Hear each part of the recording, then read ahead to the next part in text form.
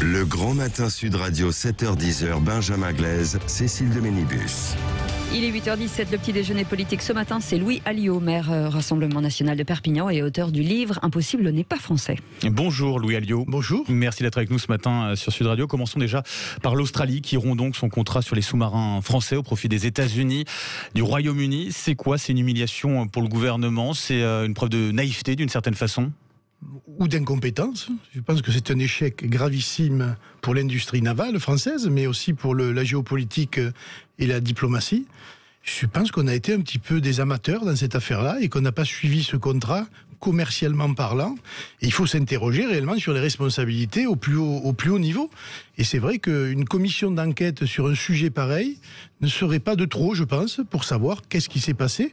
Parce qu'on ne peut pas comme ça signer des contrats à plus de 30 milliards d'euros et puis tout d'un coup, du jour au lendemain, sur une décision certes américaine, comme d'habitude, rompre un tel contrat avec des conséquences pour nos territoires et pour notre image dans le monde. Il y a encore beaucoup de zones d'ombre, effectivement. Les États-Unis qui nous disent qu'en gros, ils nous avaient prévenus, l'ambassadeur français qui nous dit que non, et puis par ailleurs, on nous apprend que le chantier était long, plus coûteux. Là-dessus, finalement, du côté de l'industrie, c'est une grosse défaite, finalement. C'est une grosse défaite et qui aura des conséquences très certainement et qui abîme l'image de la France à l'international et qui abîme aussi la stratégie, la fameuse stratégie dans le Pacifique. Et je me demande bien maintenant, qu'est-ce que vont faire les Français, que va faire le gouvernement français pour asseoir la position de la France dans le Pacifique? Heureusement que nous avons des terres lointaines françaises, en l'occurrence la Nouvelle-Calédonie, qu'il faudra maintenir à la France, j'en profite pour le dire, et la Polynésie française. Mais en matière de protection de cet espace-là, on manque de moyens, il faut le savoir, et nous ne sommes pas au niveau d'une grande puissance capable, dans le Pacifique, de défendre ne serait-ce que son espace maritime. Passons à la crise sanitaire. Là aussi, gros sujet, bien sûr, du moment. Les chiffres du Covid qui continuent de baisser partout en France. Est-ce qu'il est encore justifié, ce pass sanitaire, selon vous? Non, très honnêtement, non. Et j'ai vu que d'ailleurs le président Macron commençait à parler de desserrer les taux.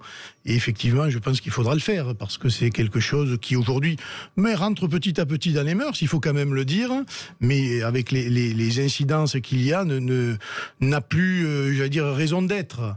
En espérant qu'on sorte définitivement de cet épisode Covid et de ces vagues successives qui ont quand même beaucoup bouleversé le monde économique, le monde social, mais même les rapports entre Français, et c'est ça qui est le plus inquiétant. Justement, demain, c'est la dixième manifestation nationale contre ce pass sanitaire. Est-ce que vous les soutenez, ces manifestants ?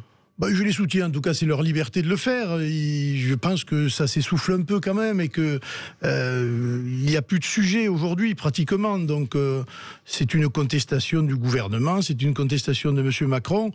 Mais sur le fond, très honnêtement, moi je vois à Perpignan, il y a du monde dans les manifestations, mais la grande majorité est très détachée de ce genre de contestation.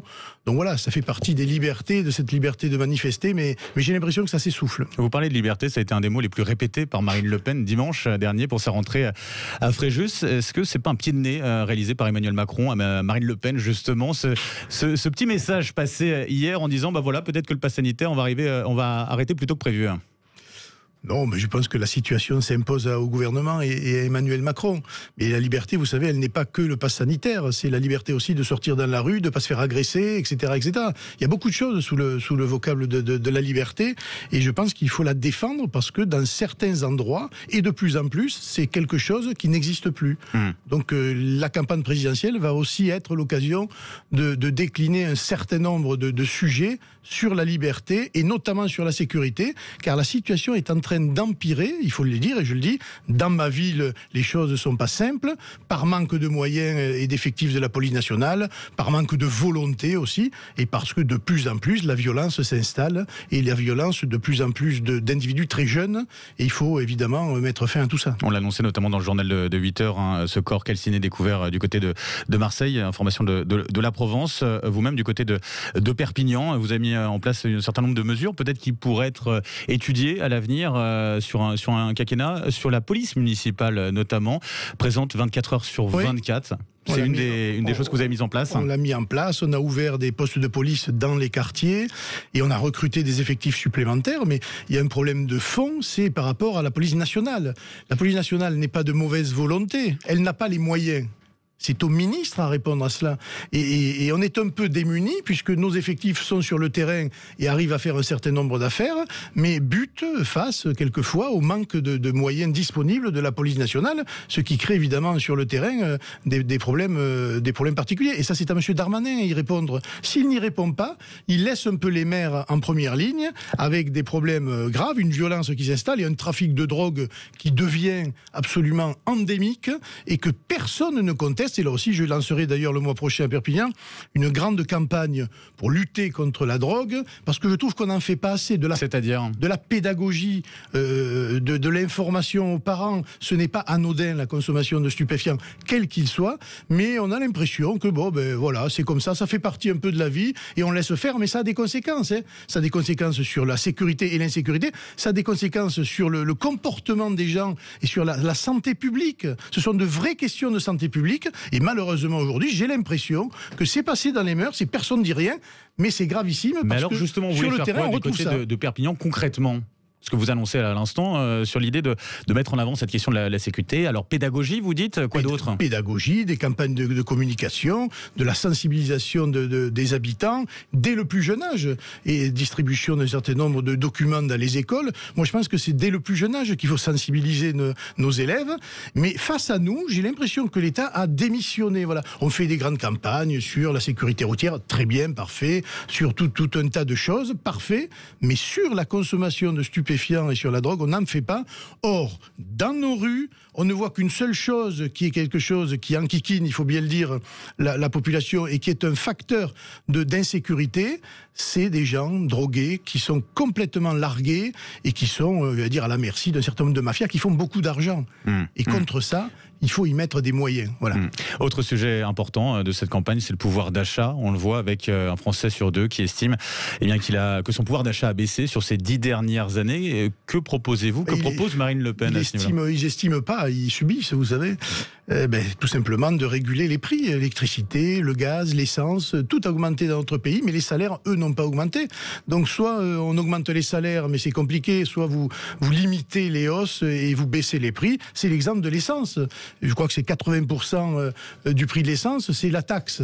Eh bien, il faut baisser les taxes pour permettre un petit gain de pouvoir d'achat pour des gens qui utilisent la voiture, pas seulement pour les loisirs, mais pour aller travailler. De dire ça parce qu'il faut financer après tout ça. Oui, d'accord, mais c'est une grosse perte. Qu'est-ce qu'on peut faire ? Oui, c'est une grosse perte financière, mais pour l'instant, on va mettre des gens en difficulté, en faillite, et on va créer des troubles sociaux dans les années à venir beaucoup plus importants que ce que ça coûterait à l'État de limiter un certain nombre de taxes. Mais comment on finance pour éviter d'augmenter les impôts en retour ? Sur des biens vitaux, l'électricité, vous ne pouvez pas vous en passer, le gaz non plus, etc. Donc je veux dire, il faut agir sur ça. Et ensuite, c'est en développant l'économie, le dynamisme de notre économie, qu'on créera les conditions de la croissance. Et puis, il faut créer un cercle vertueux. Or, aujourd'hui, on voit bien qu'on est d'une espèce de pénurie générale et de climat un peu lourd. Et j'espère que cette campagne électorale sera aussi l'occasion de débattre sur le fond de ces sujets économiques. Sur le discours de Marine Le Pen dimanche dernier à Fréjus, revenons là-dessus. On a l'impression d'avoir entendu une ligne plus dure, moins sociale que ces dernières années, notamment sur cette question de la défense de la civilisation française. C'est quoi ? C'est un retour aux sources du Rassemblement national ? C'est une entorse faite à la dédiabolisation ? Non, ça a toujours été, vous savez, notre marque de fabrique, mais on décline tous les thèmes et aujourd'hui, la France est en danger, notre système de valeurs, notre civilisation, ce que nous sommes est en péril et il faut le défendre. On n'est pas les seuls, mais on a été souvent les premiers à le dire en étant raillés, moqués et même accusés de le faire.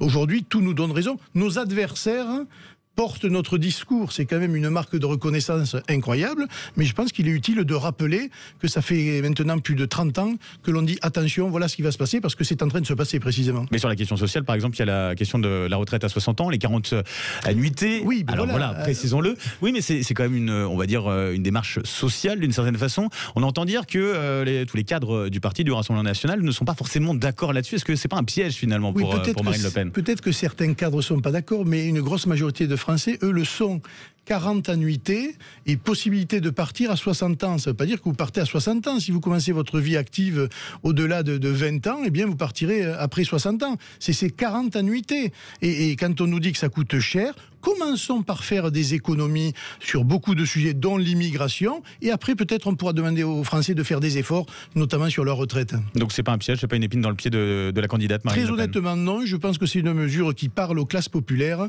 Et il y a des gens dans notre pays qui sont en très grande difficulté. Il faut leur parler, voilà, parce que pour l'instant, j'ai l'impression que nos dirigeants se parlent entre eux et ne communiquent pas beaucoup avec la strate qui est le plus en difficulté dans notre société. Louis Alliot, j'imagine que c'est une question qu'on vous pose beaucoup. Est-ce que vous avez peur d'Éric Zemmour, que vous connaissez? Ouais. Que je connais. Non, j'ai pas peur, mais voilà, mais il fait partie du paysage politique et il faut faire avec. Et puis voilà, et finalement le débat est sain. Et ce que moi je regrette à titre personnel, c'est que ce qu'il dit, c'est ce que nous disons depuis le départ, et que aujourd'hui on pourrait avoir les conditions de large rassemblement national, patriote et républicain pour contrer ce système-là. Avec qui? Avec Éric Zemmour notamment? Ben oui. Vous lancez l'appel, hein, ouais. Ben oui, je lance l'appel et pas que. Et que aujourd'hui, s'il continuait sa démarche jusqu'au bout, il serait très clairement un diviseur de la famille nationale et il favoriserait très certainement aussi le président et le système en place. C'est-à-dire que Marine Le Pen a besoin pour gagner en 2022 d'Éric Zemmour, d'autres personnalités de droite, de rassembler, d'unir? On a besoin de tout le monde. C'est pour gagner une élection, il faut dépasser les 50%. Et ces 50%, il faut parler à tout le monde. On n'a pas le droit de se couper d'un certain nombre de personnalités ou de gens. Et moi, je trouve qu'il serait utile, quand on regarde la liste des périls qui nous menacent, de se rassembler plutôt que de se diviser. Donc ça veut dire que vous êtes d'accord avec votre ami Robert Ménard, finalement, qui disait justement qu'il fallait avoir un pacte d'une certaine façon avec Éric Zemmour pour gagner? Ah oui, sur ça, avec Robert, on est assez d'accord, parce que nous, on voit la réalité. C'est sûr que quand vous gérez des villes, lui, Béziers, moi, Perpignan, vous avez affaire à des choses, vous avez la réalité qui vient en pleine face, et face précisément à tous ces problèmes-là, on se dit, mais c'est quand même dérisoire, ces querelles de personnes, etc. Voilà, je pense que la meilleure candidate aujourd'hui, la mieux placée, c'est Marine. Eh bien, trouvons les moyens du compromis et avançons ensemble. Voilà ce qu'il faut dire. Donc impossible n'est pas, en tout cas, Marine Le Pen, si finalement pour 2022, elle peut justement se rapprocher d'Éric Zemmour. En tout cas, il peut y avoir un rapprochement. Ça, oui, c'est nécessaire. En tout cas, c'est... Oui, et d'autres, je veux dire, la vie politique, la vie intellectuelle, elle est quand même riche en France, et que les gens de bonne volonté puissent d'abord se parler et ensuite agir ensemble pour le bien commun. On a un sondage qu'on dévoile ce matin sur Sud Radio, IFOP Fiducial, sur la personnalité politique qui incarne le mieux la droite. Xavier Bertrand arrive en première position, Marine Le Pen est cinquième. Déjà, que pensez-vous de la candidature de Xavier Bertrand? Est-ce que c'est pas inquiétant de voir Marine Le Pen à cette cinquième place? Mais si c'est Xavier Bertrand qui incarne la droite, c'est que la droite, aujourd'hui, c'est un synonyme de la gauche. Et donc, ça ne fait que corroborer ce que je pense sur le fond. Si Xavier Bertrand est candidat, nous serons les seuls candidats plus ou moins, j'allais dire, de droite dans cette élection. C'est ce que vous dites d'ailleurs dans votre livre, Impossible n'est pas français. Vous allez de manière assez forte sur cette droite, en tout cas. Vous l'attaquez. Oui, je l'attaque parce que depuis 81, où je rappelle que c'est la droite qui a permis à M. Mitterrand d'être élu, on l'oublie de le dire quand même, ça n'a été qu'une succession d'échecs. Et ces gens-là se font élire sur des idées patriotes, sur la sécurité, des idées très dures, et une fois qu'ils sont aux affaires, ils font strictement l'inverse de ce pourquoi ils ont été élus. Donc si les Français veulent continuer avec des gens comme ça, ils continueront, mais il ne faudra pas se plaindre. Moi je pense que maintenant il faut une vraie rupture avec la politique, et nous l'incarnons, parce que voilà, je pense que sur tous les domaines qui sont développés aujourd'hui, qui font malheureusement l'actualité, nous avons une longueur d'avance, et c'est à nous aussi de rassurer, c'est à nous aussi d'expliquer, de faire de la pédagogie, et d'entraîner dans un large rassemblement tous les Français. Faire campagne, ça coûte de l'argent, on le sait. Marine Le Pen qui a écrit une lettre à Emmanuel Macron lui demandant de saisir le Parlement. Parce que vous avez des difficultés finalement à la financer, cette campagne. Pourtant, vous dites dans votre livre Impossible n'est pas français, vous avez de plus en plus d'investisseurs, de financiers, d'industriels qui vous suivent, de donateurs. Pourquoi c'est toujours problématique pour le Rassemblement national? Parce que la France n'est pas une vraie démocratie. Voilà. Il y a une sélection par l'argent qui se fait dans les campagnes électorales. Si vous n'avez pas d'argent, vous ne pouvez pas faire campagne. Et qui détient le coordonne la bourse, ce sont les banques. Or, les banques ne nous prêtent pas.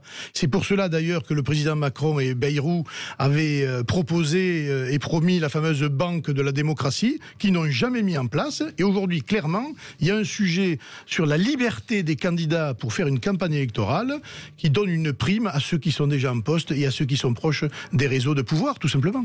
Pour conclure, Louis Alliot, vous faites un hommage assez vibrant d'ailleurs dans ce bouquin sur vos enseignants, sur les hussards noirs de la République, avec une vision assez sombre des enseignants d'aujourd'hui, du système scolaire d'aujourd'hui. Anne Hidalgo proposait de doubler leur salaire notamment. Ça passe par quoi justement cette réforme du système scolaire en France? Ça passe très certainement par une revalorisation de leur statut social et de la rémunération.